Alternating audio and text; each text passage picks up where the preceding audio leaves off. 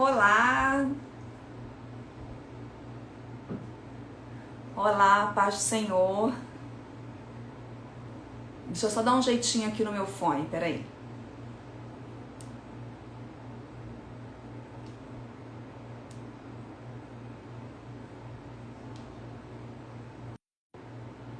Agora foi. Olá, queridas. Estão me ouvindo bem? A paz, Silvana. Oi, Angélica. Sejam bem-vindas à nossa live de estudo sobre a Epístola de Tiago. Eu estava muito ansiosa para a gente começar a fazer, porque, como vocês sabem, o ensino da Palavra de Deus é uma das minhas maiores paixões. Pregar a Palavra de Deus, ensinar a Palavra de Deus. E aí, quando me veio a ideia de fazer uma live de estudo, que é uma proposta diferente, tá? A gente vai ver versículo, por isso que é um capítulo por live, e esmiuçar mesmo o que eu consegui. Gente, eu tenho aqui gente dos Estados Unidos assistindo minha live, mas eu fiquei internacional. Que bênção! A Isabela tá lá nos Estados Unidos, está assistindo. E aperta aí, envia o aviãozinho, avisa para as pessoas que já começou. Na verdade, eu entrei um pouquinho atrasada porque deu um problema com o meu fone, mas nós já vamos começar. Pega a sua Bíblia, pega o marca-texto, pega um caderno, porque a gente vai destacar algumas coisas, alguns versículos, e eu vou precisar que você esteja com a sua Bíblia e com um marca-texto, ou uma caneta, ou um lápis, para você lembrar depois do que a gente falou, né, do que a gente estudou. Na medida do possível, eu vou tentar ler as perguntas, mas não garanto que eu vou conseguir. Mas aí quando for uma coisa assim muito importante, vocês escrevam em letras garrafais, porque daí eu consigo ler. Se não, eu leio hoje e tento responder na próxima. Lembrando que esta live vai ficar no meu feed do Instagram. E depois eu vou tirar essa live do feed do Instagram e vou colocar no meu perfil do YouTube. Então, se você não se inscreveu no meu canal do YouTube, você vai lá, Renata Dias. Quando você abrir a minha página do Instagram, logo abaixo da minha foto tem umas informações. Aí tem uma informação assim, clica aqui. Quando você clicar ali, vai te direcionar para um outro aplicativo, que eu também tenho uns vídeos gravados lá, vai te direcionar para o meu YouTube, vai te direcionar para você mandar mensagens, enfim, tá tudo certinho. Vamos começar? Então pega aí a sua Bíblia, pega uma caneta. Nós vamos sempre começar orando, convidando o Senhor Jesus para estar conosco, para que o Espírito Santo venha, né, continue em nós e continue trazendo o entendimento da palavra de Deus, porque a Bíblia, sem o discernimento do Espírito, a Bíblia sem a condução do Espírito Santo, ela só é o livro mais famoso do mundo. Ela só é o livro mais lido do mundo. Agora, quando você lê a Bíblia com o direcionamento do Espírito Santo, ela se torna a palavra de Deus. Você consegue entender essa diferença? A Bíblia sem o Espírito Santo, ela é o livro mais lido do mundo. A Bíblia com o Espírito Santo, ela se torna a palavra de Deus. Porque aquilo realmente passa a fazer parte da sua vida. Aquilo realmente é o Senhor falando com você. E nessa noite, Senhor, nós queremos convidar, Deus, para que o Senhor esteja presente, que os teus anjos estejam aqui, Senhor, nesse quarto comigo e com cada pessoa que está assistindo esse vídeo, com cada pessoa que irá assistir esse vídeo, Pai. Que em nome de Jesus o teu Espírito fale aos nossos corações, nos ensine, principalmente, Senhor, questões tão pertinentes a respeito da nossa vida com o Senhor. Se estamos aqui, Deus, essa noite é porque queremos aprender como te agradar, queremos aprender, Senhor, como te obedecer, queremos aprender, Senhor, como chegar até o teu coração. Não porque, Senhor, queremos alguma coisa em troca, mas porque, Deus, reconhecemos que o Senhor é o nosso tudo, o Senhor é o motivo da nossa alegria, o Senhor é a nossa razão de viver. E é por causa do Senhor, Deus, que queremos ser pessoas melhores, porque o Senhor merece o nosso melhor. Jesus merece o nosso melhor. O sacrifício que Ele fez na cruz do Calvário pelas nossas vidas merece o nosso melhor. O Espírito Santo que habita em nós merece, o Espírito Santo merece estar num templo reajustado, num templo limpo, num templo curado, num templo, Senhor, onde ele realmente vai encontrar espaço para se mover. E nós te pedimos, Senhor, que essa noite seja uma noite de recomeço, seja uma noite de transformação, seja uma noite de confronto, seja uma noite de ensino, uma noite de entendimento. E que a partir de hoje, Deus, as nossas vidas comecem a mudar.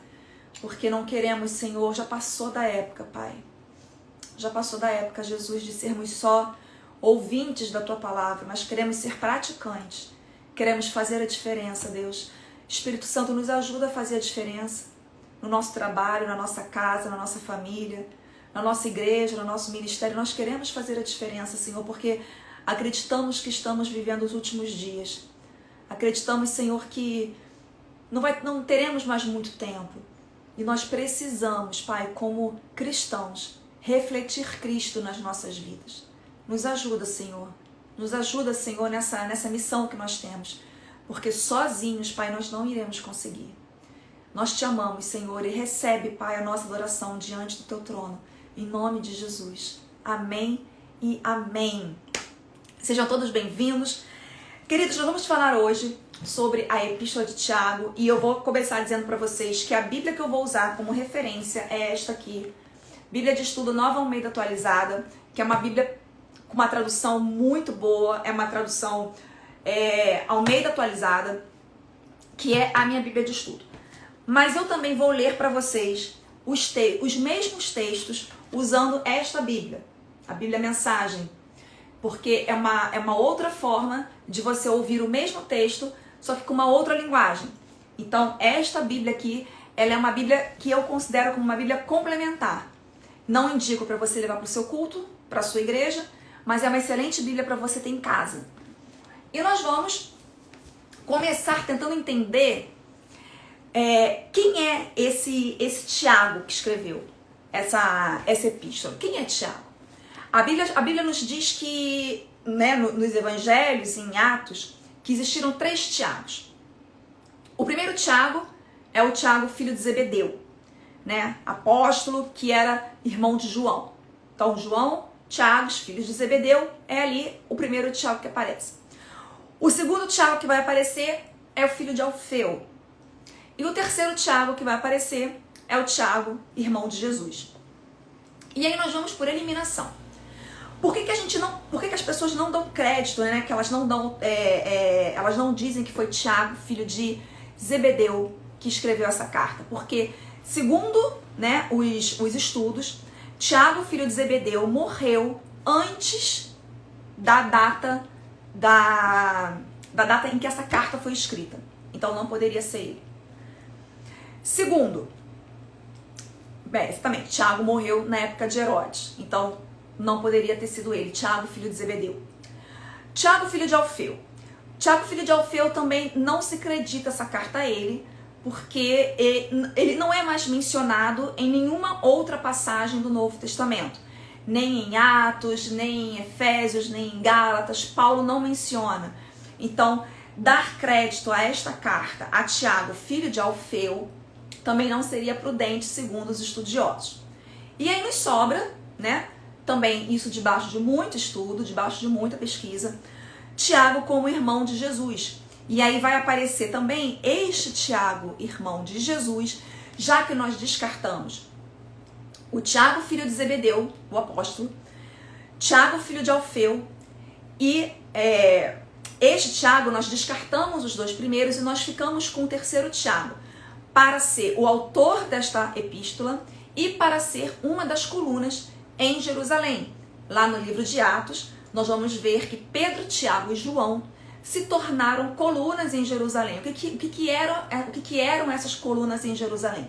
Eram pessoas que não tinham o trabalho, que a missão, né, o trabalho missionário que Pedro teve, que Paulo teve. Eram pessoas que ficaram em Jerusalém, que estabeleceram ali em Jerusalém, para que quando outras pessoas que houvessem saído dali retornassem, encontrassem uma base, né? Então eles foram os pilares da igreja primitiva que ficaram em Jerusalém. Em Gálatas, você anota aí, Gálatas capítulo 1, versículo 19. vai estar escrito assim. Paulo, né, que escreve aos Gálatas, vou começar do versículo 18. Passados 3 anos, fui a Jerusalém para me encontrar com Cefas e fiquei 15 dias com ele. E não vi outro dos apóstolos, a não ser Tiago, o irmão do Senhor. Então, aqui é a primeira menção que Paulo fala que este Tiago, né, um havia morrido, o segundo não tem menção dele. Então, Tiago, irmão do Senhor, é o que estava lá em Jerusalém. Uma outra passagem que eu vou ler com vocês está em Atos, capítulo 15. Atos, capítulo 15, versículo 13.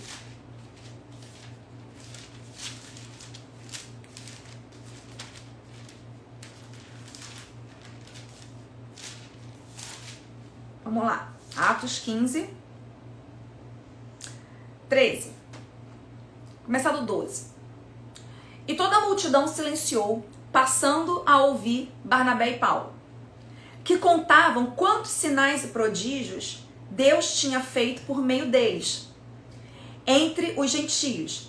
Depois que terminaram, Tiago tomou a palavra e disse: ouça, irmãos, ouçam o que eu tenho a dizer. Simão acaba de relatar como, primeiramente, Deus visitou os gentios a fim de constituir entre eles um povo para o seu nome, e aí ele continua dizendo.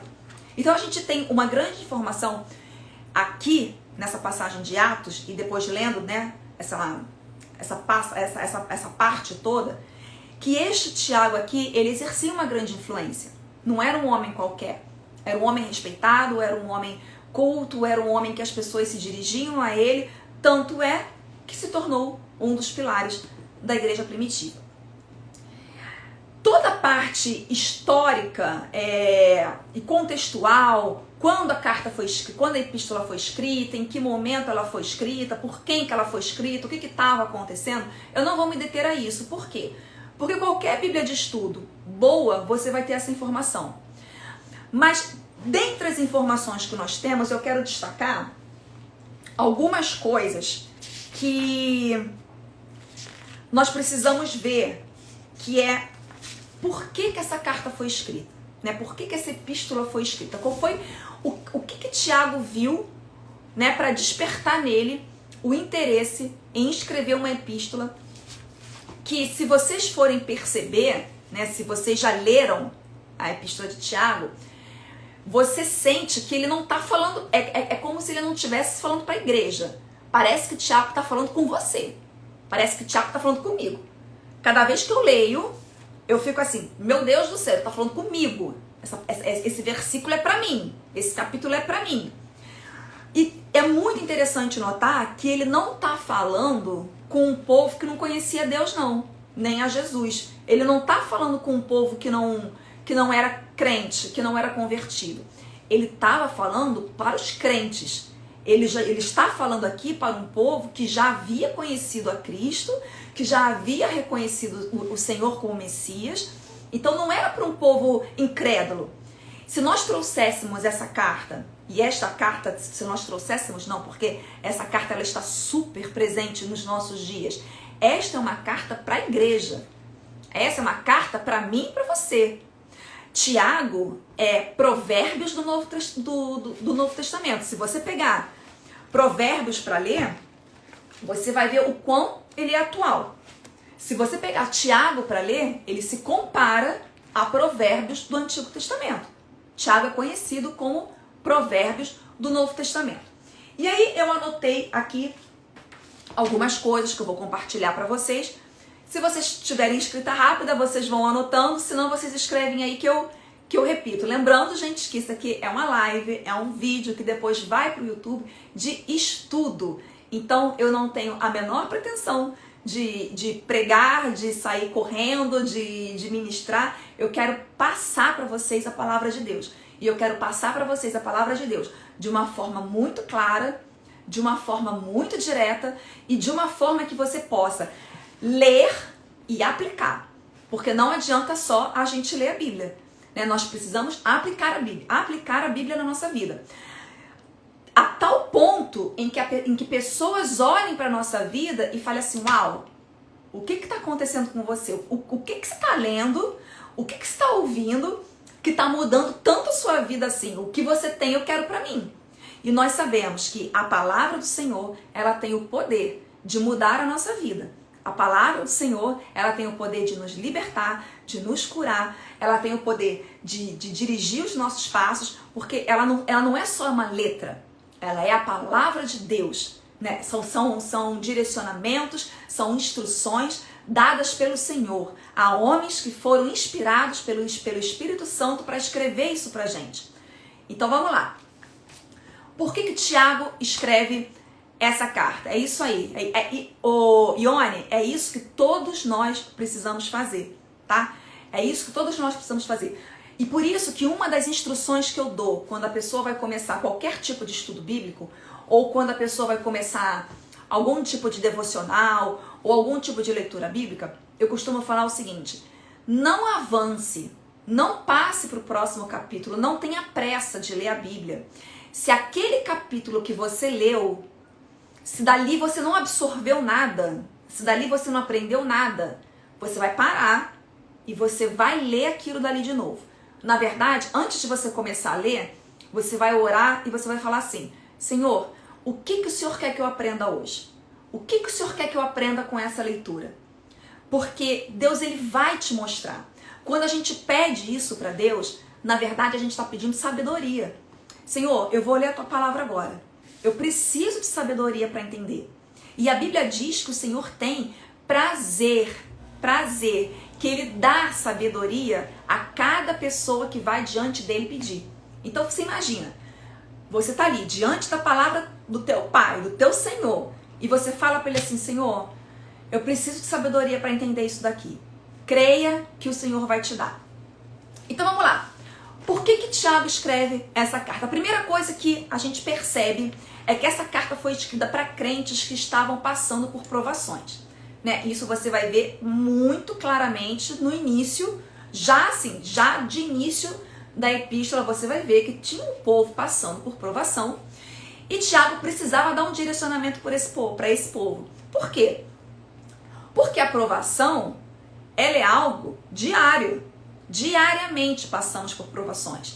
Diariamente encontramos pedras no nosso caminho, né? Algumas são pedrinhas, outros são pedregulhos, outros são montanhas. Mas o fato é muito estranho nós passarmos por um dia, às vezes ileso, né? Ou de um pensamento, ou de uma seta, ou de um ataque. E Tiago, ele percebeu ali a necessidade dele dar uma direção.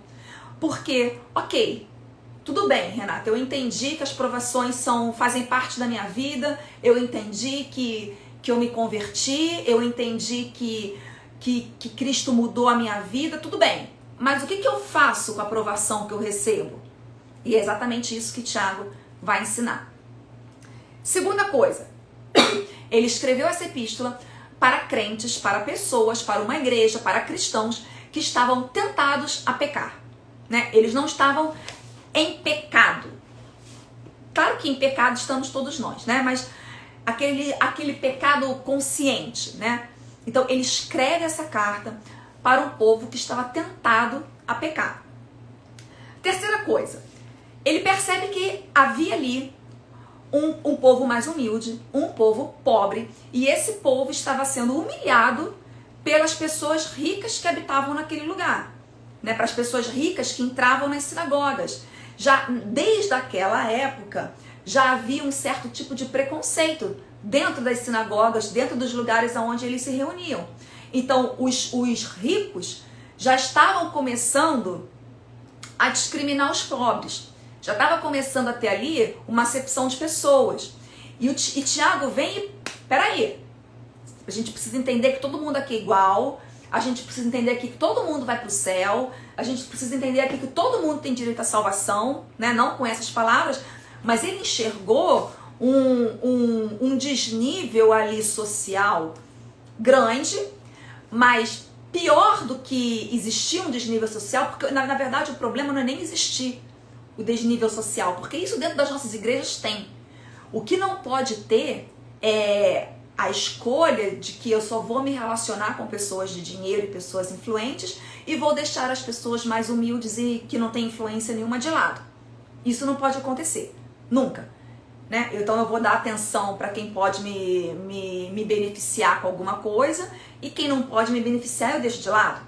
Eu vou ser amiga ou amigo de quem é conveniente porque vai me dar um retorno e aquela pessoa que não tem nada para me oferecer, a não ser um bolo de fubá, eu vou deixá-la de lado. Não, não é isso. E nós vamos ver isso também aqui na Epístola de Tiago. Quarta coisa, e isso eu tenho certeza que não acontece na sua igreja nem na sua congregação. Foi observado que existiam membros daquela congregação, daquelas reuniões, existiam membros embriagados com a posição, né? Embriagados com poder, pessoas que queriam cargos, pessoas que queriam posições, e ali também começou a ter um certo nível de desnível, né? Começou a ter um desnível. E isso foi observado. Então, peraí, você quer posição? Você quer cargo? O que você está fazendo aqui? Já está errado. Por isso que eu falo, cada vez que a gente lê um capítulo, um versículo, e você começa a meditar em cima dessa epístola de Tiago, você fica pensando assim, meu Deus, tem como fazer igual Nicodemos, né? Tem como nascer de novo? Porque se eu for ticar aqui as coisas que eu estou fazendo errado, eu já me encaixo em algumas, né? Outra coisa, membros que estavam cometendo um pecado gravíssimo, né? E aí nós vamos considerar isso como pecado, sim, como falha. Nós vamos colocar isso como falha. Que eram pessoas que viviam a chamada incoerência cristã. Incoerência cristã. O que é incoerência cristã? A incoerência cristã é quando você prega uma coisa e vive outra totalmente diferente. Isso é chamado incoerência cristã. A incoerência cristã é quando você cobra de alguém um posicionamento que você não tem. Então, eu vou cobrar do meu irmão que ele não fofoque, que ele não levante falso testemunho. Eu vou cobrar do meu irmão ou eu vou acusar ele de falar mal dos outros. Mas eu, quando me junto com 2 ou 3 amigos, eu tô falando mal também. Tô falando mal do meu pastor, tô falando mal do meu líder, tô falando mal da minha sogra, tô falando mal do meu vizinho, tô falando mal do meu marido. E quando a gente tá num meio cristão ou não, porque dentro do meio cristão isso já é muito feio, né? Agora, quando você tá fora do meio cristão, quando você tá sentado, exatamente, cobre não faz. Hipocrisia, exato. Quando você está sentado no meio dos seus colegas de trabalho, dos seus amigos da faculdade, numa reunião de condomínio, dentro da academia, e você começa a se comportar de uma forma que não condiz com o termo cristão que você carrega, isso é uma incoerência cristã, né? Você prega, você posta, você coloca versículos, mas a sua vida não condiz com a palavra de Deus, né? A nossa vida está muito longe daquilo que se espera de nós. É claro que perfeição, né? E ninguém vai alcançar o nível da perfeição, porque perfeito só teve um, né? Justo só teve um, santo só teve um, que se chama Jesus Cristo.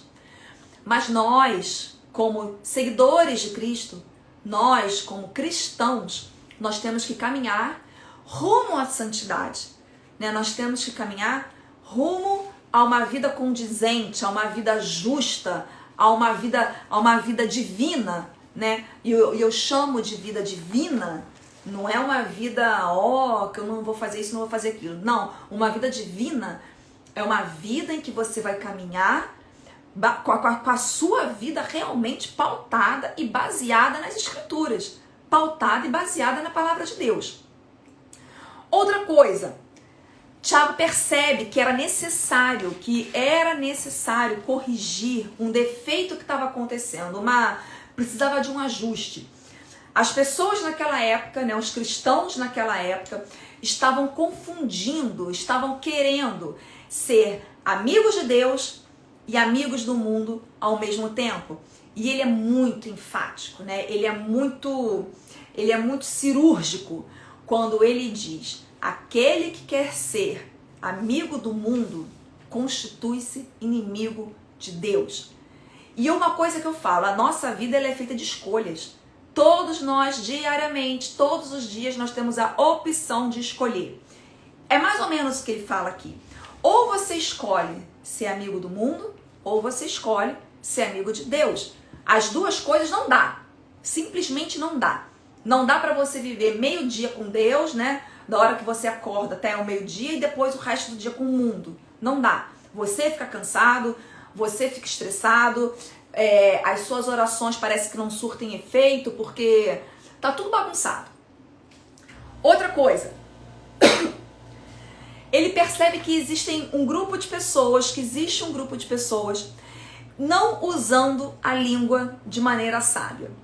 E quando a gente chegar nesse capítulo, eu tenho certeza que vocês vão comentar, eu tenho certeza que vocês vão gritar, eu tenho certeza que vocês vão falar que já viram, porque meu irmão e minha irmã, acontece. Não deveria, mas acontece. E é por isso que eu quero trazer o estudo dessa epístola, nem que a gente leve mais de 5 semanas, né? Porque no primeiro momento eu estipulei, eu coloquei no meu coração que nós teríamos 5 semanas de estudo, uma live para cada capítulo. Mas eu tenho certeza que quando a gente chegar nesse capítulo da língua, a gente vai precisar de um tempinho mais.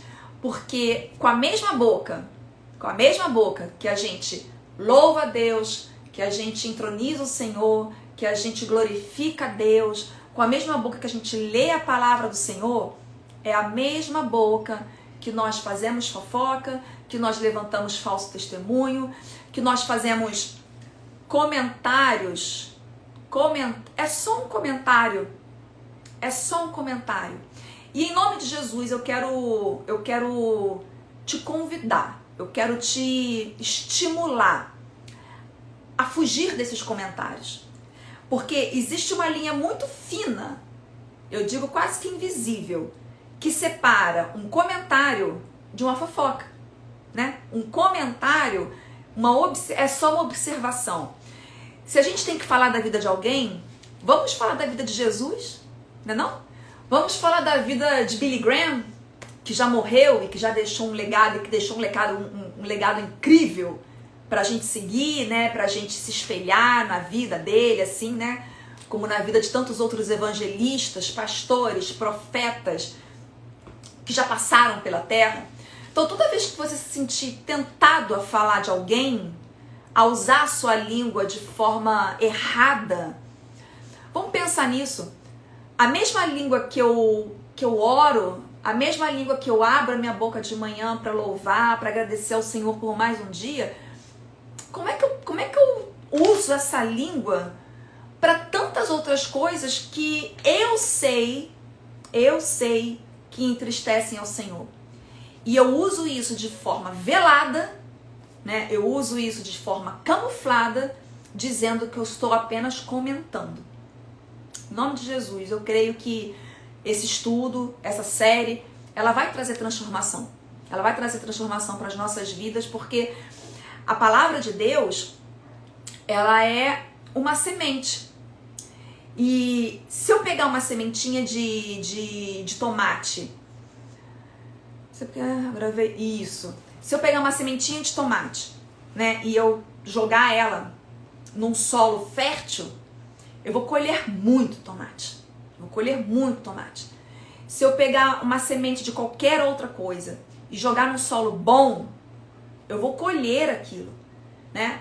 A colheita não vai depender de mim. A minha função é jogar a semente, né? A palavra de Deus, todas as vezes que a gente lê, todas as vezes que a gente medita, todas as vezes que a gente estuda, Deus está jogando, né? É como se Ele estivesse jogando a semente e Ele espera que o nosso coração seja a terra boa, né? E para o nosso coração ser a terra boa, para esta palavra aqui, ó, para essa palavra que nós iremos estudar durante essas semanas, para as palavras que vocês escutam nos cultos, nos discipulados, para que a palavra do Senhor encontre o seu coração uma terra fértil, é necessário que você passe pelo arado do Espírito Santo. Né? O Espírito Santo, ele vem com arado. E incomoda porque ele vai encontrar no seu coração pedregulho, ele vai encontrar no seu coração erva daninha, ele vai encontrar no seu coração um monte de coisa que vai ser necessário tirar para que esta palavra caia e isso gere fruto e que você vai colher. Então, em nome de Jesus, eu quero deixar essa palavra para você, eu quero profetizar sobre a sua vida, eu quero declarar isso sobre a sua vida. Você vai ver a colheita dos estudos que nós iremos fazer essa semana. E não só você, né? As pessoas que convivem com você irão colher junto com você os frutos que a palavra de Deus irá produzir. Porque em nome de Jesus eu creio que você, a partir de agora, não vai rejeitar o arado do Espírito Santo na sua vida. Que vai ser algo que você vai pedir. Espírito Santo, vem e tira aquilo que está impedindo o meu coração de receber a tua palavra. Porque é simples. É simples. Muitas pessoas falam assim, eu não entendo, eu não consigo botar em prática. Você já tentou? Né? Você já tentou, pelo menos, colocar em prática? Você já tentou, pelo menos, pedir para o Espírito Santo vir e te ajudar? Porque eu tenho certeza que se você orar e que se você fizer assim, vai acontecer. Outra coisa, ele escreve essa epístola porque ele observa que existiam irmãos com batalhas, né, com batalhas pessoais dentro da igreja. E essas pessoas que passam por batalhas pessoais, batalhas emocionais, batalhas espirituais, são pessoas que realmente precisam de uma palavra rema, né, de uma palavra que vem do trono de Deus, de uma palavra que traz paz, de uma palavra que traz tranquilidade, de uma palavra que traz serenidade. E essa palavra precisa ser dada. Dada por quem? Dada pelo Senhor. Através de mim, através de você, através do pregador, através da palavra dele. Precisamos estar sensíveis ao direcionamento que Deus tem para dar para as nossas vidas. E por último, ele escreve essa epístola porque ele percebe que existem irmãos que estão se afastando da presença de Deus, né? Que estão se afastando do Senhor. Tudo isso nós vamos ver ao longo dessas lives, nós vamos esmiuçar esses versículos, nós vamos esmiuçar esses capítulos, mas percebam que toda essa lista que eu coloquei aqui são coisas que acontecem dentro da nossa igreja, são coisas que acontecem dentro do nosso ministério, são coisas que acontecem dentro da nossa congregação. E se nós queremos ver a mudança, ao invés de nós reclamarmos que a nossa igreja não muda, que as pessoas não mudam, porque os meus líderes não mudam, vamos começar a mudança pela gente? Né? Vamos começar a pegar o que está escrito aqui, tirar da página e começar a colocar isso aqui na nossa vida. Bom, nós podemos dizer que o livro de Tiago, essa epístola de Tiago, ela é dividida em 5 capítulos. O capítulo 1, ele vai falar de uma fé vitoriosa. O capítulo 2, ele vai falar que é necessário que a nossa fé, que nós tenhamos uma fé manifestada. Ou seja, não é só você crer, mas é você mostrar, você manifestar a sua fé, você manifestar aquilo em que você está crendo. Terceiro, ele vai dizer, capítulo 3, vai falar sobre uma fé que controla o nosso comportamento. 4, vai falar de uma fé que nos faz submissos à vontade de Deus. E isso aqui é muito interessante, porque você só se torna uma pessoa obediente quando você tem fé, né? Quando você crê. Principalmente uma pessoa obediente a Deus. Quando Deus diz para Abraão, olha só, sai da tua tenda, sai da tua parentela, larga teu pai, larga tua família e vai andando para um lugar que hei de te mostrar. Gente, que doido, né? Que doido. Falar isso para Moisés. Moisés, olha só, você vai liderar um povo, vai vir uma nação atrás de você, Apenas marcha. Para onde, Senhor? Não sei. Vai andando. Você só obedece se você tiver fé naquele que está te dando a ordem. E a gente só obedece a Deus, nós só somos homens e mulheres submissos a Deus por causa da nossa fé. Se nós não tivermos fé, você pode fazer qualquer coisa. Sem fé é impossível agradar a Deus. Você pode pregar, você pode ensinar, você pode ir para o campo missionário, você pode distribuir sopa na madrugada, dar comida aos pobres, cuidar das viúvas, dos órfãos, você pode fazer o que você quiser, mas sem fé você não agrada a Deus. E a fé não é algo que eu explico, a fé é algo que eu vivo. Se você me explicar assim, Renata, me explica aí o que é fé. Eu posso até pegar o que está escrito lá em Hebreus, a fé, a firme certeza, mas não é isso. Eu não consigo explicar para você a minha fé, mas eu consigo demonstrar para você por que eu tenho fé, em quem eu tenho fé e como eu tenho fé. Então, muitas vezes as pessoas irão até Deus, irão até Jesus, muitas vezes as pessoas irão entrar dentro das igrejas porque vão ver a fé que você tem. E na verdade, se nós fôssemos hoje, se todos os cristãos, né, vamos colocar assim, algo que é utópico, uma utopia, mas que em nome de Jesus, eu creio que para Deus não existe impossível, mas vamos pensar se todo cristão vivesse da maneira como nos foi deixado como instrução, como manual. Queridos, as igrejas estariam lotadas. As igrejas estariam lotadas. Nós faríamos cultos, nós faríamos congressos em estádios, porque as pessoas iriam ver a transformação genuína na nossa vida e iriam querer o nosso Deus, iriam querer o nosso Cristo, elas iriam te parar no meio da rua e falar assim, me diz o que está acontecendo com você, me diz como é que você mudou, o que te transformou, você era tão diferente, mas eu vejo uma outra pessoa em você. Se nós realmente vivêssemos o evangelho da maneira como nós, né, como Deus espera que a gente viva, nós levaríamos muitas e muitas e muitas pessoas para dentro das igrejas. Mas vamos lá. Capítulo 1. Já demos essa introdução, já falamos sobre Tiago, já falamos do motivo dele ter escrito essa epístola, já falamos da divisão dos capítulos. Agora vamos começar efetivamente aqui nos versículos.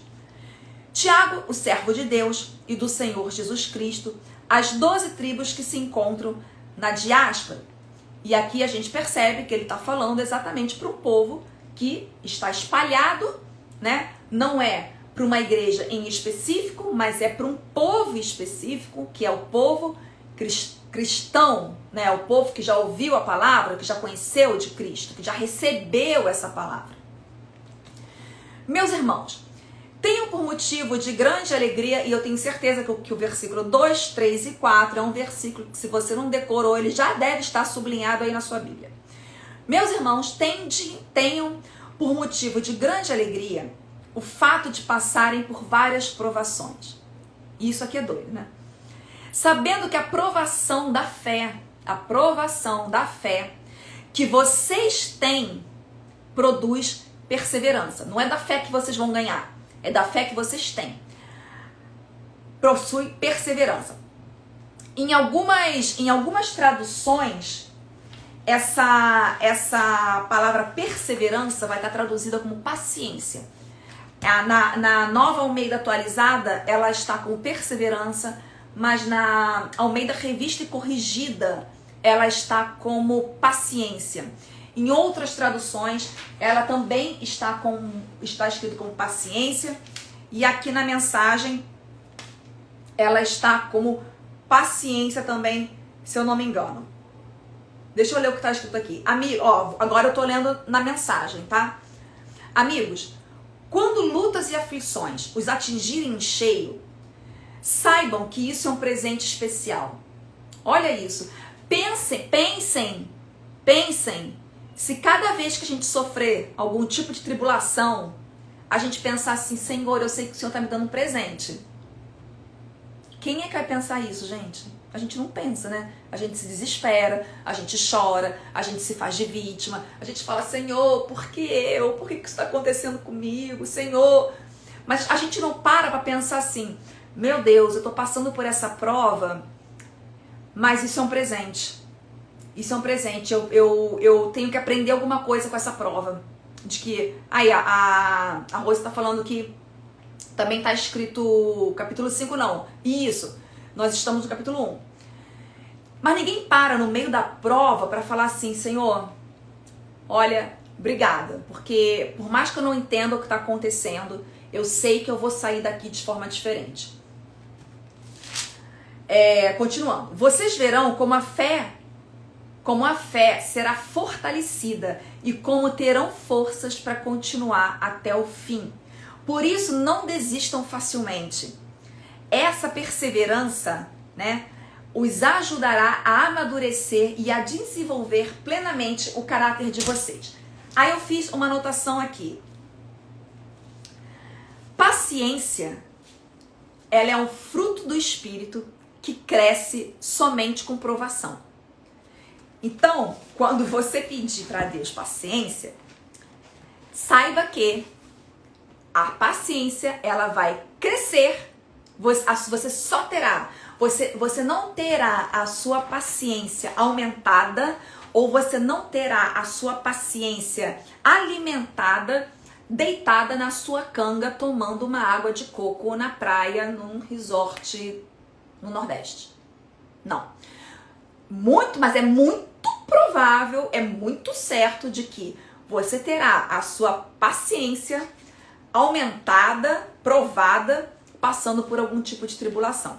Porque a paciência ou a perseverança, ela é um fruto do Espírito que cresce somente na provação. E olha que interessante. Paciência em latim, né, é uma palavra que vem do latim, significa capacidade de suportar, de resistir. Se você for jogar ali no computador, significado de paciência. Capacidade de suportar e resistir.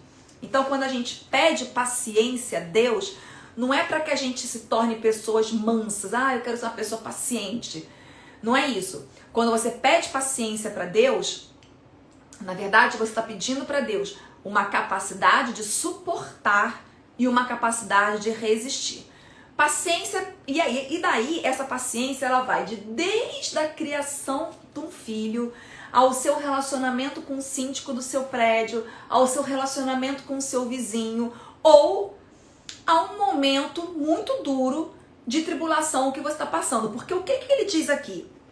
O fato de vocês passarem por provações, o fato de nós passarmos por problemas, cada problema que a gente passa na vida, faz com que a nossa fé, olha o elo, os problemas fazem com que a nossa fé aumente produza, né, a nossa perseverança ou a nossa paciência. Então, da próxima vez que nós passarmos por problemas, aflições, por ventos e por fogo, antes de você abrir a boca, né, antes de eu e você abrirmos a boca para reclamar, para murmurar e para começar a se lamentar, Senhor, por que eu? Fala, Senhor, eu não entendo o que está acontecendo, mas eu sei que eu vou sair daqui fortalecida e fortalecido. Eu sei que eu vou sair daqui uma pessoa melhor. Olha, a perseverança deve ter ação completa. A paciência deve ter ação completa para que vocês sejam perfeitos. Em grego, a palavra perfeito não quer dizer perfeição no sentido que nós dizemos que Deus é perfeito, que Jesus é perfeito. Não. Em grego, perfeito quer dizer maduro. Então, se você trocar a palavra perfeito por maduro, olha como é que fica esse versículo. Ora, a perseverança deve ter ação completa para que vocês sejam maduros e íntegros. Pessoas íntegras, pessoas confiáveis. Deixa eu ver essa observação aqui de Billy Graham. No livro de Billy Graham diz que as vantagens das dificuldades é que elas fazem mais forte, deixando o Espírito desenvolva a paciência em nós. É exatamente isso. É exatamente isso. Então vamos lá. A perseverança deve ter uma ação completa, essa paciência deve ter uma ação completa para que nós sejamos maduros. E esse amadurecimento é também um dos propósitos que leva Tiago a escrever essa epístola. Porque tudo que ele vai falar, do capítulo 1 até o capítulo 5, ele visa o amadurecimento, a maturidade do nosso crescimento, a nossa maturidade cristã. Então, um dos propósitos da epístola de Tiago é a maturidade cristã. Porque ele vai tratar, gente, de assuntos muito específicos. Ele vai tratar de assuntos muito, sabe assim, muito diretos. Olha só, agora vamos falar sobre língua? Agora vamos falar sobre fé? Agora vamos falar sobre comportamento? Agora vamos falar sobre isso? Vocês precisam crescer nessa área. Sabe, aqui, essa carta não está sendo, essa epístola não foi escrita para quem estava tomando leitinho, não. Essa aqui já foi escrito para quem já estava comendo mocotó, para quem já estava no churrasco, na buchada, na feijoada. Tipo assim, ó, acorda, já passou do tempo de ficar de mimimi. A gente precisa olhar para vocês, né? O corpo de Cristo precisa começar a amadurecer. Por quê? Porque quando vier a tribulação, quando vier a perseguição, quando vier o dia mau, nós precisamos responder como pessoas maduras.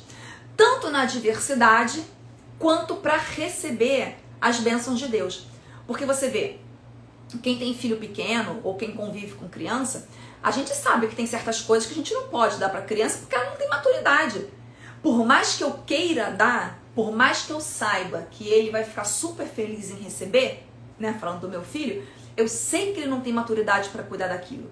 Então, muitas vezes, Deus não atende as nossas orações, né, ou não atende da maneira como nós gostaríamos que ele atendesse, porque ele não vê a maturidade cristã em nós. Ele vê que nós ainda continuamos nos comportando como homens e mulheres que bebem leite na fé, quando já éramos para estar bem avançados nisso. Se porém algum de vocês necessita de sabedoria, peça a Deus, que a todos dá com generosidade e sem reprovações, e ela lhe será concedida. Versículo 6, preste atenção. Peça, porém, com fé. Mais uma vez, ele toca nesse assunto da fé. Peça, porém, com fé, em nada duvidando, pois o que duvida é semelhante à onda do mar, impelida e agitada pelo vento. Ou seja, se você pede sabedoria ao Senhor, mas se você tem dúvida, né? Se você fica pensando assim, e se Deus não der? E se Deus não fizer? E se Deus não me atender? E se a resposta que eu estiver esperando não chegar? Gente, se é adjetivo atrapalhativo. Pode escrever. Se, adjetivo atrapalhativo. Porque eu vou te contar uma coisa. O que esta palavra se impede as pessoas de receberem de Deus, porque quando você coloca um se, e se Deus não fizer? E se eu não receber? E se eu não der conta? Você, na hora, as vantagens das dificuldades é que elas nos fazem mais fortes, assim, deixando que o Espírito desenvolva paciência em nós. Exatamente. Só que, Kaila, deixa eu te fazer uma observação. A vantagem das dificuldades é que elas nos deixam mais fortes, deixando que o Espírito desenvolva paciência em nós. Isso acontece em quem permite que isso aconteça. Porque se eu estiver passando por algum tipo de dificuldade e eu fechar o meu coração e eu assumir o papel de vítima, né, e eu assumir o papel de coitada, e eu assumir o papel de porque o Senhor não cuida de mim, o Senhor não quer saber do meu problema, isto aqui não acontece. Isso só acontece nas nossas vidas se nós permitirmos a ação do Espírito Santo. Porque uma coisa que eu falo, que é claro que Deus ele é todo poderoso, fica feio isso, que porque Deus ele é todo poderoso. Mas nós, muitas vezes, limitamos o poder de Deus na nossa vida. Muitas vezes. Muitas vezes Deus quer agir, muitas vezes Deus quer liberar, muitas vezes Deus quer dar. E nós, pela nossa teimosia, pelo nosso eu, pelo nosso achismo, por tudo, pelo nosso umbigo, nós falamos assim, não, Senhor, olha só, eu tenho um pedido, faz o Senhor aí o que o Senhor tem que fazer e eu vou meio que correr por fora. Toda vez que a gente corre por fora, a gente perde. A gente deixa de ser uma pessoa forte. A gente deixa de desenvolver a paciência ou a perseverança. Que uma pessoa dessas não pense que alcançará do Senhor alguma coisa. Ou seja, se você tiver uma fé, olha como ele é claro aqui. Se você tiver uma fé que oscila, se você tiver dúvida no seu coração, quando você pede algo para Deus, não pense você que você vai conseguir alguma coisa. Isso é o que está escrito, tá? Não pense que alcançará do Senhor alguma coisa, sendo indecisa e inconstante em todos os seus caminhos. Oh, meu Pai, Deus do céu. Gente, olha isso. Nós precisamos parar de ser indecisos e inconstantes em todos os nossos caminhos. Não é só na nossa caminhada cristã, né? São nas nossas emoções, é dentro da nossa casa, são nos nossos relacionamentos. Hoje a gente ama, amanhã a gente não ama mais. Hoje fulano é super parceiro da gente, amanhã não é mais. Hoje nós estamos, sabe, pegando fogo no espírito, amanhã a gente tá um gelo. Isso é uma pessoa inconstante. Não pense que sendo esse tipo de pessoa, você vai conseguir algo de Deus. Isso não sou eu que eu tô falando, tá? É o que tá escrito aqui. Porque ele espera que nós sejamos pessoas decididas e pessoas constantes em todos os nossos caminhos. É muito, muito claro, né? Mais claro do que isso, não dá. O irmão de condição humilde glorie-se na sua exaltação, e o rico na sua humilhação, porque ele passará como a flor do campo. Então, às vezes, nós vemos essas injustiças acontecerem, né? E se ele escreveu isso é porque ele ficou sabendo que isso estava acontecendo. De pessoas humildes se sentirem descartadas, de pessoas de baixa renda se sentirem humilhadas. Mas olha o que ele diz. Glorie-se na sua exaltação. Sabe, você não é pior porque você tem pouco dinheiro, você não é pior porque você tem uma condição social mais baixa. Não, não. E você, rico, seja humilde. Mas não é aquela humildade, aquela falsa humildade, não. Seja humilde mesmo. Sabe, se você tem muito dinheiro, esse dinheiro não é seu. Esse dinheiro foi o Senhor que permitiu que você tivesse. E se você não tem o dinheiro que você gostaria de ter, é porque também tem um propósito nisso. Então, a gente precisa começar a tirar os nossos olhos daquilo que nós não temos e a gente precisa focar naquilo que nós temos.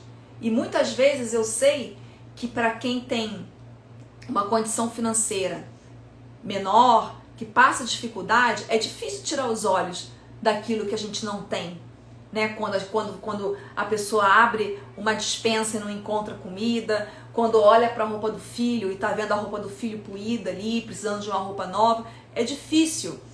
Mas o que Deus está falando, o que Jesus traz ao nosso entendimento, olha só, não é isso daí que te capacita, não é isso daí que te faz melhor ou pior do que ninguém. Tira os olhos do que você não tem e coloca os olhos naquilo que você tem. Você não tem dinheiro? A sua despensa está vazia? Aí você pode responder para Deus: é, Senhor, eu não tenho dinheiro, a minha despensa está vazia. E talvez Deus te pergunte assim: até hoje eu já te deixei faltar alguma coisa? E aí o amor de Deus, né, ele traz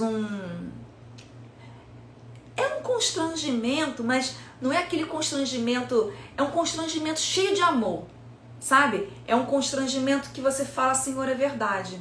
Ainda que os meus olhos não vejam as coisas materiais, eu sei que no espiritual o Senhor não deixa me faltar nada. E na verdade, o que acontece no nosso natural é um reflexo do que já existe no espiritual. E ele continua: porque o sol se levanta com o seu calor ardente, a planta seca, a sua flor cai, e a formosura do seu aspecto desaparece. Assim também o rico murchará em seus caminhos. Se não houver humildade, ele vai secar como a planta, vai cair como a flor, e todo aquele aspecto formoso vai desaparecer. Por quê? É a humildade que vai regar todas essas 3 características que estão aqui. Exatamente, nada falta. Versículo 12, vamos lá, vamos continuar. Bem-aventurado é aquele que suporta com perseverança a provação. Que suporta com perseverança a provação. Que suporta com paciência a provação. O que ele está dizendo aqui? Se na sua Bíblia tiver escrito perseverança, como está na minha, faz uma setinha, puxa uma setinha e escreve paciência. Por quê? Porque quando a gente entende, né, e não é errado você colocar paciência, porque em algumas traduções está com paciência. Porque vamos ler agora isso daqui com a palavra paciência. Bem-aventurado é aquele que suporta com paciência a provação. Porque muitas vezes quando a gente está passando por prova, a gente quer o quê? Que essa prova acabe rápido.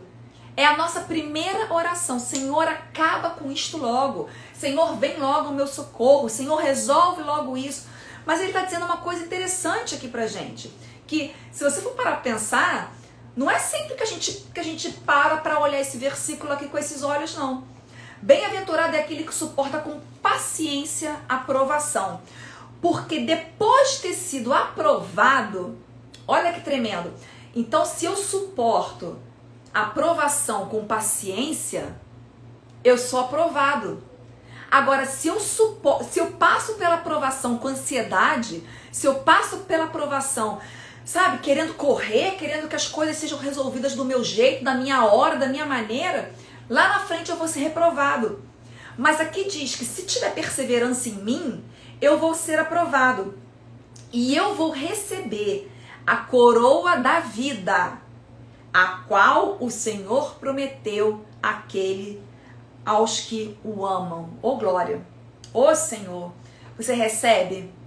Você recebe? Se você não tem paciência, se você não tem perseverança, se você não é esse tipo de pessoa, que em nome de Jesus, exatamente, no Salmo 70, apressa-te, Senhor. Eu brinco que eu falava que esse Salmo 70 era o meu salmo de quando eu era solteira, né? Que eu falava assim, apressa-te, Senhor, veio o meu socorro, me dá um marido, pelo amor de Deus, dá uma família. Mas Deus veio no tempo dele, tá? Orei e Deus continuou fazendo o que ele achava que tinha que fazer. Olha só, depois de sermos aprovados, por que nós fomos aprovados? Porque nós passamos com perseverança pela aprovação.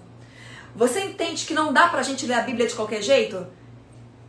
A gente lê um pouquinho, volta, vai lá no início do versículo, vem no meio, destaca uma coisa. É assim, porque assim você consegue entender o que Deus está falando.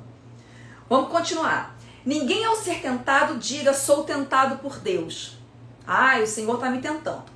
Porque Deus não pode ser tentado pelo mal. E Ele mesmo não tenta ninguém. Deus muitas vezes, Ele faz a gente passar por provas. Mas tentação, não. Tentação, não. Prova, sim. Tentação, não. Ao contrário, cada um é tentado, olha aí, pá. Cada um é tentado pela sua própria cobiça.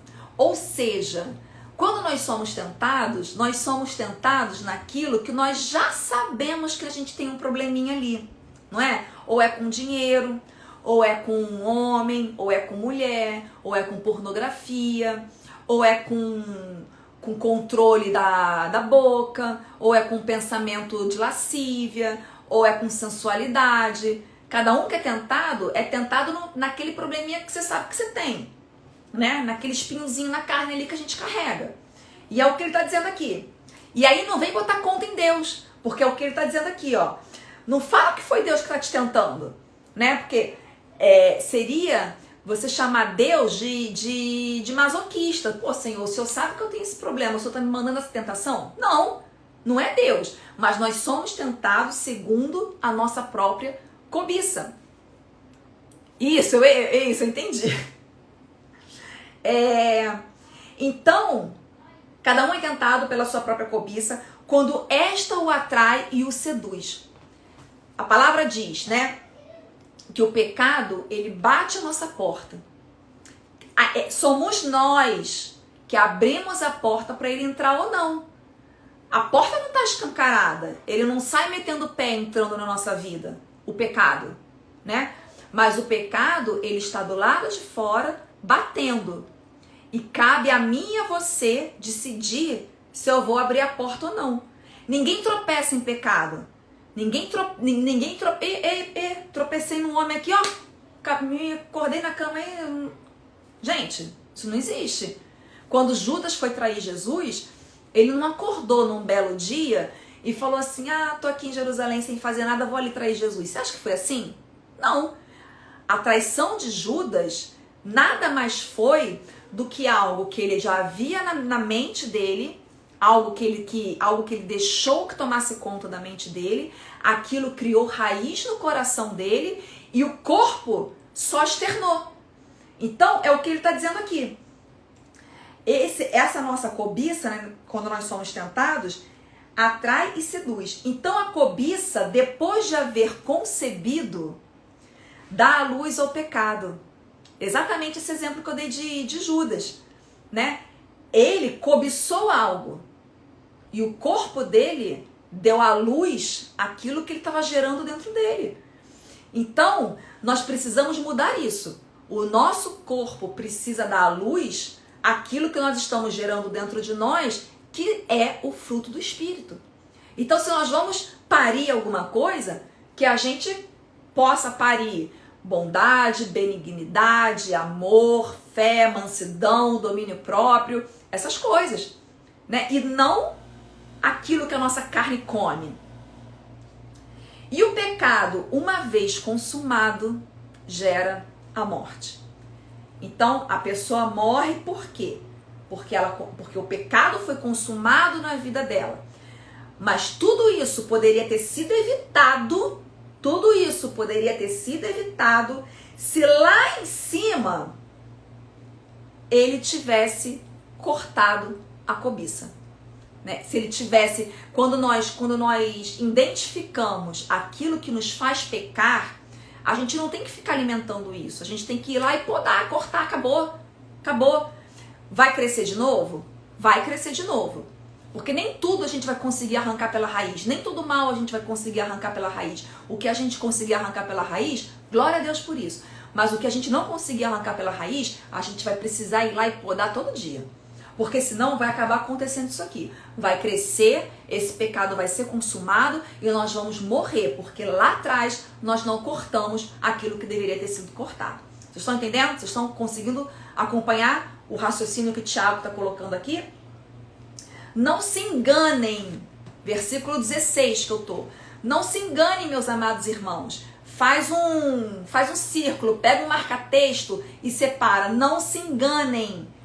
Meus amados irmãos, toda boa dádiva e todo dom perfeito vem lá do alto.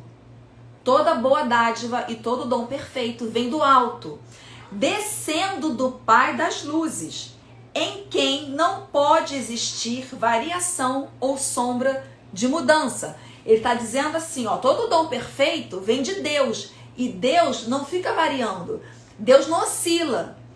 Diferente de nós, né? Deus não oscila, Deus é perfeito. Pois segundo o seu querer, Ele nos gerou pela palavra da verdade. Ele nos gerou pela palavra da verdade. E Ele está falando aqui da salvação espiritual. Nós fomos gerados através da salvação espiritual. Para que nós fôssemos as primícias, para que fôssemos como que primícias da sua criatura. E aí você vai ver, falando de primícia, né, da primícia da colheita, Em Êxodo, no capítulo 23, vai estar lá falando sobre isso. Levítico 23 vai estar falando sobre isso também. Que os crentes, nós somos os precursores, um prelúdio das conversões daquelas pessoas que ainda virão. Então, quando nós ajustamos a nossa vida, quando nós nos consertamos diante de Deus, quando nós tentamos tirar a palavra de Deus do papel e trazer para a carne, é porque a gente não consegue enxergar, mas estão vindo outras pessoas atrás de nós. Nós somos as primícias do Senhor, né? Nós somos as primícias daqueles que foram gerados pela palavra da verdade. Mas muitos virão atrás de você. Aliás, muitos já estão atrás de você. Nós é que não temos essa visão, nós é que não temos esse entendimento. Versículo 19. Vocês sabem essas coisas, meus amados irmãos. Vocês sabem. Né? Tiago está falando assim, olha só, gente, eu não estou dizendo nenhuma novidade para vocês não, tá? O que eu estou falando aqui vocês já sabem. Cada um esteja pronto para ouvir. Tá, vai lá, pega o marca-texto, que você vai sublinhar isso também. Cada um esteja pronto para ouvir, mas seja tardio para falar e tardio para ficar irado. O que nós vemos no nosso dia a dia, né? Na minha vida, algumas vezes, na vida de muitas pessoas, é esse versículo todo ao contrário. Todo ao contrário. Primeiro a pessoa fica irada, depois a pessoa fala, né? Primeiro a pessoa se irou. Não sabe por quê, ela ouviu uma fofoca, ela ouviu um comentário, ela viu alguma coisa, ela já ficou irada. Já ficou irada. Depois que ela ficou irada, ela abre a boca para falar. E aí, como ela não tá raciocinando direito, não tá pensando, ela fala o que quer e acaba escutando o que não quer. Por último, a pessoa vai ouvir. Mas a direção que ele tá dando aqui, e mais uma vez eu volto a falar, a Bíblia, a palavra de Deus, ela é a palavra de Deus que foi dada a homens inspirados pelo Espírito Santo. Isso é muito importante vocês terem isso como claro, como cristalino, porque muitas pessoas podem falar assim, mas essas são as palavras de Tiago. Foi Tiago que escreveu isso. Não. Tiago foi um homem inspirado por Deus para escrever isso daqui. Não é coisa da carne dele. Paulo, quando escreve as coisas que são da carne dele, porque sim, Paulo escreveu coisas que ele diz, isto sou eu que vos falo. Isto sou eu, em alguma das cartas de Paulo você vai ver ele dizendo isso. Isso sou eu que vos falo. Mas a gente precisa entender que quem está falando isso daqui, a inspiração está vindo do Senhor. Então Deus manda nos dizer, amado, minha amada, presta atenção numa coisa. Escuta primeiro o que a pessoa tem para falar. Fala depois de você escutar. E se você tiver que se irar, que isso seja a última coisa. Irai-vos, mas não pequeis, né? Então, assim, esteja pronto para ouvir, tardio para falar. Calma, não precisa falar agora. Se você tem alguma coisa para falar para alguém, né? Às vezes acontece alguma coisa que a tua primeira vontade é ir lá tirar satisfação com a pessoa. Calma, respira. Vai ouvir o Senhor primeiro, vai ler a palavra, vai meditar um pouco, vai orar. Calma, depois você vai falar. Porque se você seguir essa sequência, você não vai chegar nem na parte do ficar irado. Porque o Espírito, nesse meio tempo, ele trabalha na gente, né? E nesse meio tempo ele fala assim, calma aí, filho, calma aí, minha filha. Vamos conversar aqui, vamos ver o que dá pra gente ajustar. E aí, voltando lá no versículo 5, se porém alguém necessita de sabedoria, peça para Deus. Então, todos nós precisamos de sabedoria, inclusive para falar, inclusive para agir, para nos relacionarmos com outras pessoas, para lermos a palavra, para fazermos o nosso devocional, para lidarmos com o nosso marido, com o nosso filho, precisamos de sabedoria. Só que essa sabedoria, quando ela vem, ela não pode encontrar uma pessoa irada e uma pessoa que não sabe escutar. Porque quando a gente pede sabedoria para Deus, a gente precisa escutar. E para a gente escutar, a gente precisa se acalmar. Para a gente escutar o Senhor falando, a gente precisa calar as outras vozes, inclusive a nossa voz. Certo? E vamos continuar. Porque a ira humana não produz a justiça de Deus. E, sinceramente, não conseguimos explicar a justiça de Deus. Não tem como, tá? A gente não sabe em que Deus baseia a justiça dele. A gente só sabe que a justiça de Deus é muito diferente da nossa justiça. Aliás, a justiça de Deus não tem nada a ver com a nossa justiça. Porque, por exemplo, você se converte, você faz exatamente aquilo que Jesus falou. Aquele que quer vir após mim, né, negue-se a si mesmo, toma a sua cruz e me siga. A gente passa a vida inteira fazendo isso. A vida inteira. Aí a gente morre. A gente vai pro céu. Amém por isso. E aí, nesse meio tempo, existe, enquanto a gente está ali carregando a nossa cruz, existe aquela pessoa que mata, que rouba, que adultera, aquela pessoa que violenta criança, aquela pessoa que mata famílias, aquela pessoa que brinca, que zomba de Deus, mas que no final da vida dela, ela tem um arrependimento genuíno. Que no final da vida dela, ela se arrepende e ela se entrega a Deus. E esta pessoa vai pro céu. Ela vai pro céu. Porque ela reconheceu o pecado dela e aquele reconhecimento não foi remorso, foi arrependimento e ela vai pro céu. Aí, nós temos a tendência de falar assim, Senhor, isso não é justo. Não é verdade? A gente não pensa assim? Isso não é justo? Mas Deus não baseia a justiça dele naquilo que os nossos olhos veem. Né? Deus baseia a justiça dele em algo muito mais profundo, que nós não temos nem acesso. Nós não temos nem acesso, porque se nós tivéssemos acesso ao que Deus baseia a justiça dele, nós ficaríamos extremamente constrangidos, né? Colocaríamos a nossa cara no pó. Vamos continuar. Versículo 22. Sejam praticantes da palavra, que é isso que foi uma das coisas que nós destacamos aqui, que era a incoerência cristã. Sejam praticantes da palavra, e não somente ouvintes, enganando a vocês mesmos. Olha só, gente, é como se ele estivesse falando assim, se você prega uma coisa e faz outra, você está enganando a você mesmo. Você está vivendo você mesmo uma vida de mentira. Você mesmo está vivendo uma vida confusa. Então para com isso, para com essa incoerência cristã. Ou você não fala, ou você faz. Porque se alguém é ouvinte da palavra e não praticante, olha que tremendo isso.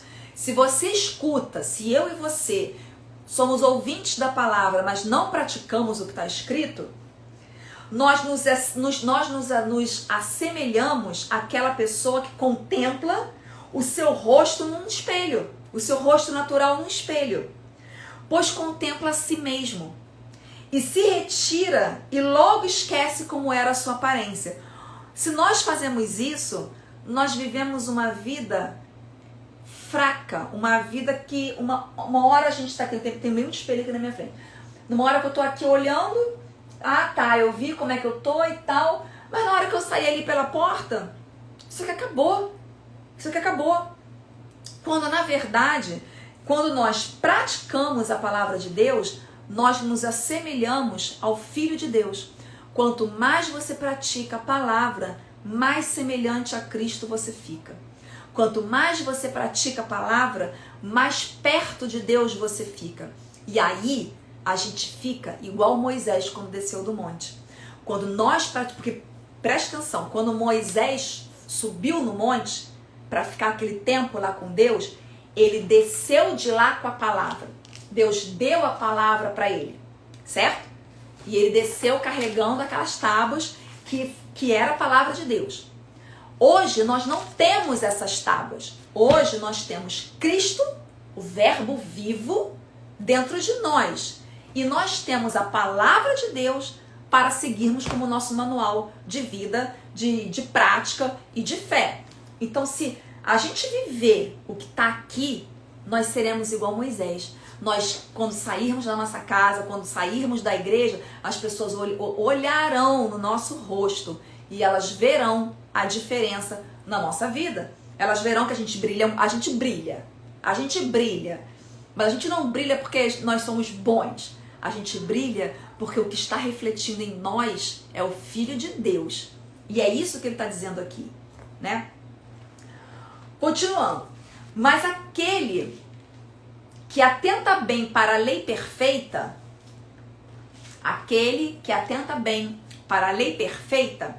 lei da liberdade, e nela persevera. Por que ele usa a palavra perseverar?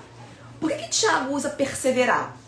Porque ele sabe, como eu e você sabemos, que a tendência da gente desistir é muito grande. A gente começa super firme na fé, a gente começa firme, a gente ora, a gente jejua, a gente acorda de madrugada, a gente vai para o monte, a gente faz um monte de coisa, a gente fica num fogo celestial, sim, incrível. Mas ele está dizendo aqui o seguinte, quando ele diz nela persevera, olha só, não perde isso, sabe? Se você está tentando para a lei perfeita, se você está seguindo o que está aqui na palavra, se você está fazendo o seu devocional, se você está tendo o seu momento com Deus, persevera nisso. Persevera. Não deixa o cansaço te vencer, sabe? Não deixa as coisas de fora te vencer. E nela persevera, não sendo ouvinte que logo esquece, mas operoso praticante. Olha do que ele nos chama de operoso praticante, né? Não é só aquela pessoa que pratica, mas é aquela pessoa que pratica e dá resultado. Isso aqui é maturidade cristã. Isso aqui, quando a gente cumpre, quando a gente consegue fazer isso aqui, nós estamos nos tornando pessoas maduras com Deus. E esse será bem-aventurado no que realizar. Ponto. Mais um outro versículo que a gente lê de trás para frente, né? Eu vou ensinar muito a vocês lerem versículos de trás para frente. Então vamos lá.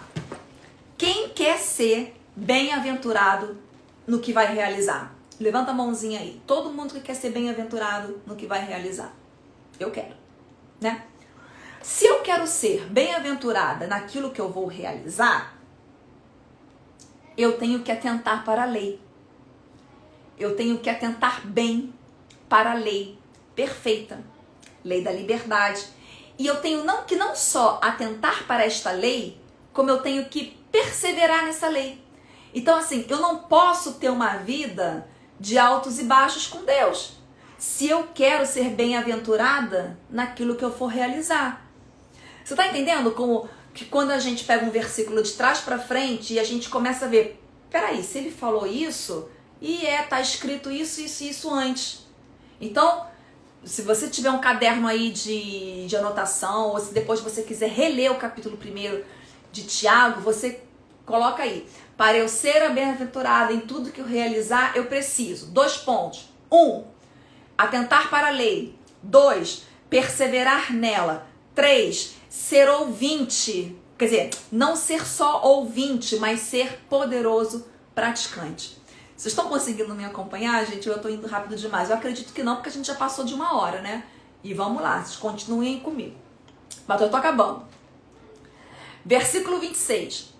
Se alguém supõe ser religioso, mas... Senhor, Pai. Se você diz... Vou mudar isso daqui, tá? Vou até pegar a mensagem, para ver como é que está escrita na mensagem. 26. Tá religioso mesmo. Vamos lá. Qualquer um que considere religioso e fala demais, está se enganando. Agora eu vou ler na Nova Almeida atualizada. Se alguém supõe ser religioso, mas não refreia a sua língua, está enganando a si mesmo e a sua religião é em vão. Gente, sinceramente, a epístola de Tiago ela é autoexplicativa, né? Ela é autoexplicativa. Se você se diz cristão, se você se diz cristã, se você se diz filho e filha de Deus, se nós, quando eu digo vocês, eu estou me incluindo também, tá? Se nós enchemos a boca para falar, vai ficar salvo sim. Se nós enchemos a boca para falar, eu sou cristã, eu sirvo a Deus, eu fui salva pela graça, mas eu não refreio a minha língua, está escrito aqui, eu estou enganando a mim mesma. E a minha religião, a minha fé, a minha comunhão, o meu caminhar com Cristo, tudo aquilo que eu professo é em vão. Porque a gente volta de novo naquele assunto da incoerência cristã. Da incoerência cristã. Que é a gente falar uma coisa e viver outra completamente diferente. A religião pura e sem mácula para com o nosso Deus e Pai é esta. 2 pontos. Visitar os órfãos e as viúvas nas suas aflições e guardar-se incontaminado do mundo. Eu vou encerrar aqui, mas antes eu vou explicar esse finalzinho para vocês. Ele divide essa religião pura, pura e sem mácula, em dois pontos. O primeiro ponto, visitar órfãos e as viúvas nas suas aflições. Não é literal visitar os órfãos e visitar as viúvas, dar assistência às pessoas menos favorecidas. Mas o que ele está dizendo é o seguinte: a religião pura e sem mácula é aquela religião em que primeiro você atenta para as outras pessoas para depois você atentar para você mesmo. Primeiro você se preocupa com as outras pessoas para depois você se preocupar com as suas próprias necessidades e com as suas próprias pendências. E eu hoje conversando com uma irmã que me mandou uma mensagem inbox pelo Instagram, eu estava relembrando isso a ela. Jó foi restituído de tudo que ele havia perdido, de tudo que tinha sido tocado na vida dele. Vocês lembram em que momento em que Jó foi restituído? Em que momento, o que ele estava fazendo quando chegou a restituição na vida de Jó? Alguém lembra? Jó foi restituído quando ele estava orando pelos seus amigos, né? Então, assim, nós temos a nossa restituição, nós temos a exemplificação de uma religião pura e sem mácula quando nós estamos fazendo algo que não é para nós mesmos, né? Quando nós estamos orando sim, mas eu estou orando pelo meu irmão que está com problema, pelo outro que está na CTI com Covid, pelo outro que está entubado, pelo outro que está com casamento sendo destruído, pelo filho da minha amiga que está com um problema psicológico, pela minha amiga que está com depressão. É isso, sabe? Quando eu tô ali, poxa, Deus me abençoou, Deus te abençoou, a gente pode fazer uma compra de mercado? Posso. Você pode na sua compra de mercado colocar 1 quilo a mais de feijão e de arroz e de macarrão e de farinha e entregar na ação social da sua igreja? Você pode fazer isso? Eu acredito que sim. Então, é botar um lembrete, porque a nossa carne não lembra, mas botar um celular toda vez que você for no mercado, sabe? Comprar 1 quilo de arroz e feijão a mais, comprar 1 quilo de farinha a mais, comprar ovo a mais, chegar na sua igreja e falar assim, olha, eu não sei quem é que pode estar precisando disso, mas eu vim aqui entregar. Ou quando você souber de alguém que está precisando disso, você chegar lá e falar assim, minha irmã, trouxe aqui, ó, para que você tenha mantimento na sua semana, para que você tenha mantimento no seu mês, porque aquilo ali talvez pode ser uma resposta de oração na vida daquela pessoa. E a gente não sabe. Ah, Renata, mas eu não posso fazer isso sempre. Mas aqui está escrito que você tem que fazer isso sempre? Não.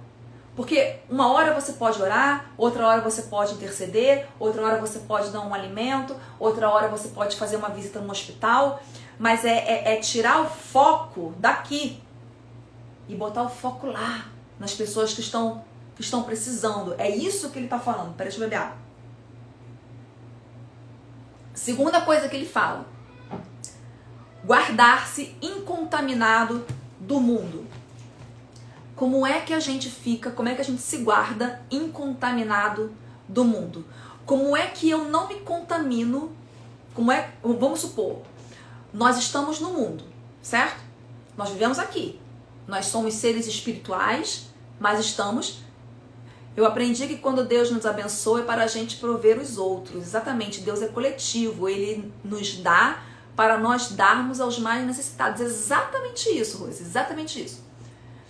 Então assim, eu sei que eu tenho que pegar um produto de limpeza que está lá na minha despensa, e aquele produto de limpeza eu tenho que usar, eu tenho que limpar a casa, né? Como é que eu não vou me contaminar com ele? Lendo primeiro o que está escrito atrás. Então ali tem: não ingerir, não deixar perto de criança, não deixar perto do fogo, não deixar isso, não fazer aquilo. Caso você ingira, procure um hospital, procure um médico, fazer nada. Como é que eu não me contamino com o mundo? Lendo o que está escrito aqui, no nosso manual. Esse é o nosso manual. Aqui diz como você não se contamina no mundo. Lá em Salmos, capítulo 1, está escrito o seguinte: olha só, sabe a roda dos escarnecedores? Senta nela não. Senta nela não. Tiago diz: sabe a sua língua? Controla ela. E tantas outras coisas, tantos outros exemplos. A gente não se contamina com o mundo quando a gente não faz do mundo o nosso habitat. O mundo, queridos, é o nosso local de passagem. O mundo é nosso deserto, não é a nossa morada. A nossa morada é o céu, né? A gente está aqui porque Deus colocou a gente aqui por um propósito. Então, se nós somos seres celestiais, né? Se nós pertencemos ao reino de Deus, mas estamos aqui, nós temos que cuidar das coisas celestiais e não das coisas mundanas.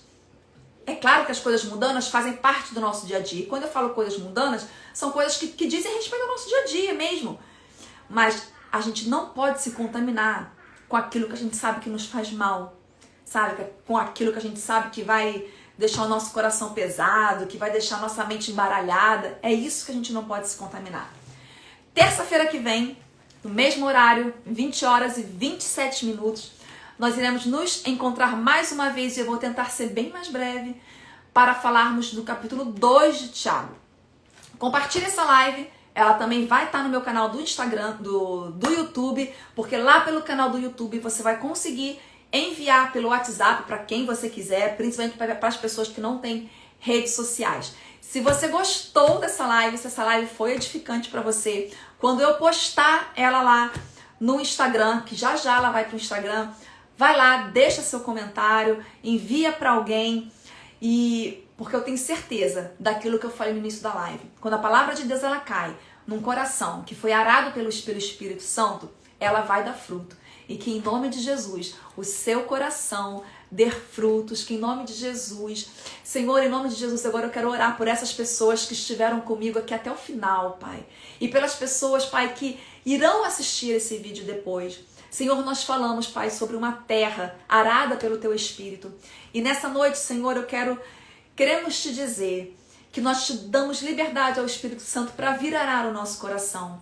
Porque nós acabamos de receber, Deus, nós acabamos de receber sementes muito valiosas. Sementes, Senhor, que quando derem frutos, oh glória, sementes que quando derem frutos, Senhor, nós teremos para nós e nós teremos para dar para os outros. Que em nome do Senhor Jesus, o Senhor envie anjos para a nossa vida e que esses anjos, Pai, afastem qualquer espírito demoníaco que queira roubar essas sementes. Porque agora, Senhor, quem vai regar essa semente na nossa vida é o Espírito Santo de Deus que habita em nós. Ser com cada pessoa, Senhor, que está aí, Senhor, abençoa, Pai, em nome de Jesus, a semana de cada um de nós. Continua falando conosco, Deus, em sonhos, em revelações, através da Tua palavra, e nos permita, Deus, se for da Tua vontade, que a gente se encontre aqui terça-feira que vem para mais uma live de estudo bíblico em nome de Jesus.